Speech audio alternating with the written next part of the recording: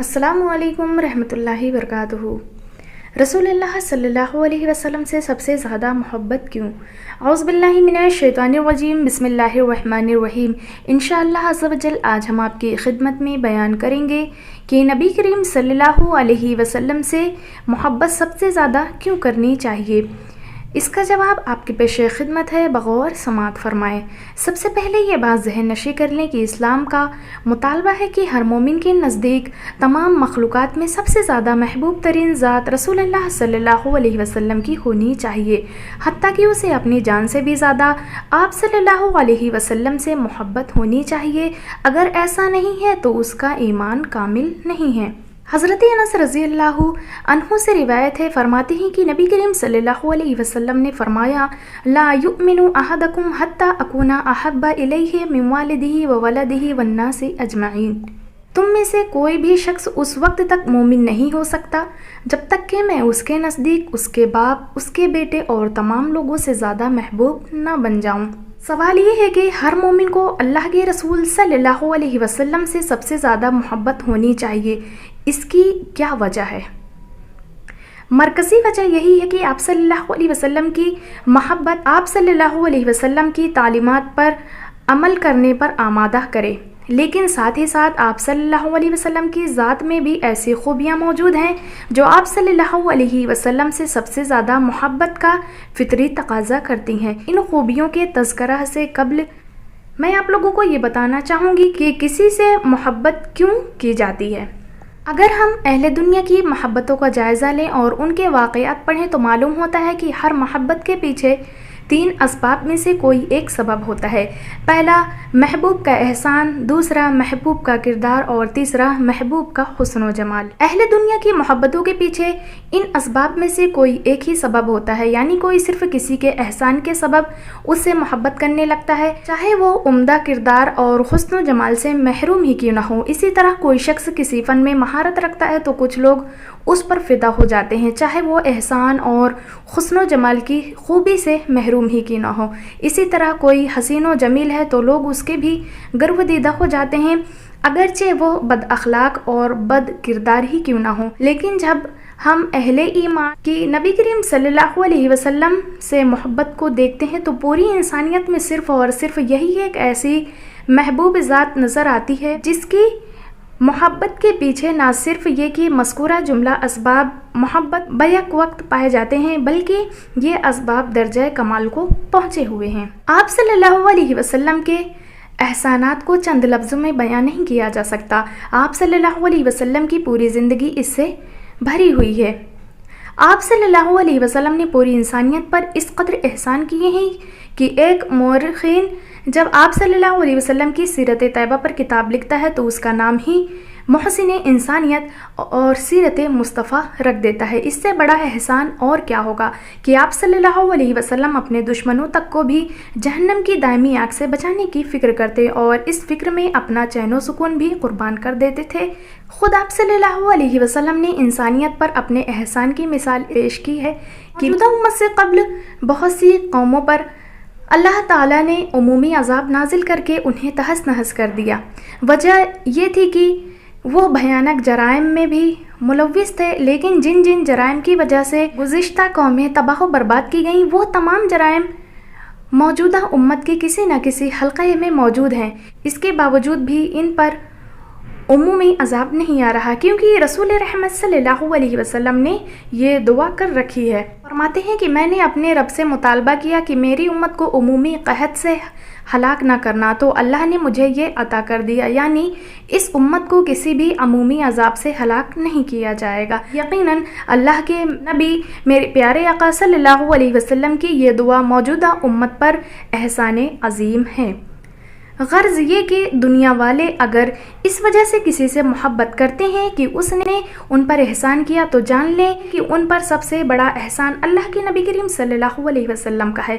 लिहाजा उनके नज़दीक सबसे ज़्यादा महबूब शख्सियत अल्लाह के नबी करीम सल्लल्लाहु अलैहि वसल्लम की होनी चाहिए। दूसरा सबब किरदार, जिसकी बिना पर दुनिया वाले किसी से मोहब्बत करते हैं वो किरदार और ख़ूबियों की अज़मत है। مثال کے طور پہ کوئی کسی فن میں ماہر ہے تو لوگ اس سے محبت کرنے لگتے ہیں، کوئی بڑا بہادر ہے تو لوگ اس پر بھی فدا ہو جاتے ہیں، کوئی بہت اخلاق مند ہے تو وہ بھی لوگوں کا محبوب بن جاتا ہے، وغیرہ وغیرہ اسی طریقے سے۔ یعنی کوئی شخص عمدہ کردار اور اچھی خوبی کا مالک ہے تو اس کی وجہ سے لوگ اس سے محبت کرنے لگتے ہیں۔ لیکن آپ صلی اللہ علیہ وسلم ہر اچھے معاملات میں اعلیٰ کردار اور عمدہ خوبیوں کے مالک تھے۔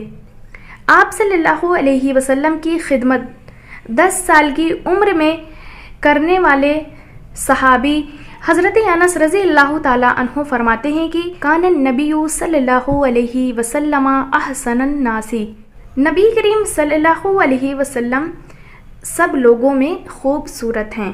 غور کریں، آپ صلی اللہ علیہ وسلم نے ایک عام صحابی کے ساتھ ایسے اخلاق کا مظاہرہ کیا کہ اس سے متاثر ہو کر مذکور صحابی نے یہ سمجھ لیا کہ تمام صحابہ سے افضل ہیں، تبھی تو اللہ کے نبی کریم صلی اللہ علیہ وسلم ان کے ساتھ اتنے اعلیٰ اخلاق کا مظاہرہ کر رہے ہیں۔ لیکن جب انہوں نے سوال کیا تب انہیں معلوم ہوا کہ صحابہ کا مقام اپنی اپنی جگہ، مگر رسول اللہ صلی اللہ علیہ وسلم کا اخلاق سب کے ساتھ یکساں ہے۔ کیا پوری دنیا میں کوئی ایک بھی ایسا انسان مل سکتا ہے کہ وہ کسی سے بات کرے تو مخاطب یہ سمجھ لے کہ میں اس کی نظر میں سب سے زیادہ قابل احترام شخص ہوں؟ یقیناً ایسے اخلاقی کردار کی مثال پیش کرنا ناممکن ہے۔ اگر کوئی صرف آپ صلی اللہ علیہ وسلم کے کردار کی عظمتوں پر غور کر لے تو وہ خواہ آپ صلی اللہ علیہ وسلم کا دشمن ہی کیوں نہ ہو، آپ صلی اللہ علیہ وسلم سے پوری انسانیت میں سب سے زیادہ محبت کرنے لگے گا۔ یہ اندازے کی بات نہیں ہے بلکہ اس کی مثال موجود ہے۔ اگر دنیا والے کسی کے حسن کردار سے متاثر ہو کر اس سے محبت کرتے ہیں تو انہیں چاہیے کہ اللہ کے نبی کریم صلی اللہ علیہ وسلم سے محبت کریں، کیونکہ اللہ کے نبی کریم صلی اللہ علیہ وسلم ہر کار خیر میں بے مثال کردار کے مالک ہیں۔ تیسرا سبب جس کی بنا پر دنیا والے کسی سے محبت کرتے ہیں وہ حسن و جمال ہے۔ یہ خوبی بھی آپ کے اندر بدرجہ اتم موجود ہے۔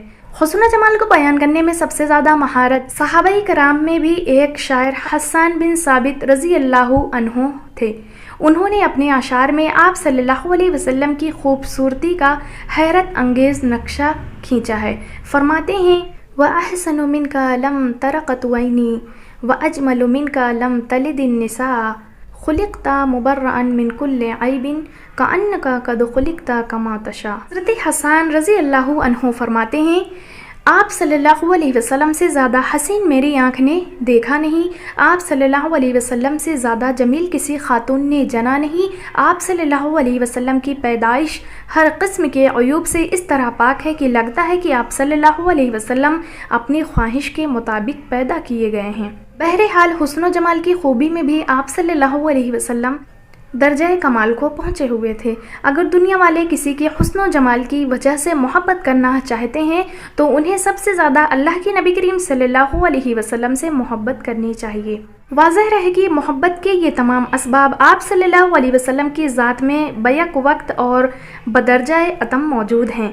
جس ذات کے اندر یہ کمالات ہوں اسے یہ کہنے کا حق حاصل ہے لا یؤمن احدکم حتی اکون احب الیہ من والدہ وولدہ والناس اجمعین۔